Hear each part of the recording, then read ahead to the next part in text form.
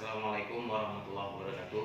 Saya Nawafil Mahyuda, SSTB, Jabatan Camat Banda Baru, menghimbau kepada masyarakat Banda Baru untuk menjalankan instruksi pemerintah mengenai penyebaran virus corona.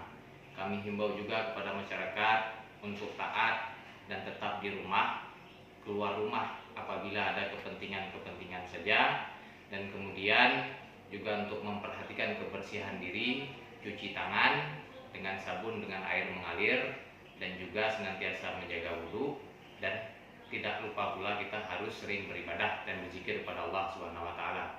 Kemudian juga kami menghimbau kepada masyarakat juga untuk senantiasa kita bersama-sama memantau masyarakat yang baru keluar datang dari Kecamatan Banda Baru, terutama dari daerah-daerah luar, agar supaya mengecek situasi dirinya, mengkarantina dirinya. Apabila ada terjadi permasalahan, maka segera melapor kepada tim reaksi cepat, yaitu di Puskesmas Banda Baru. Demikian yang dapat kami sampaikan.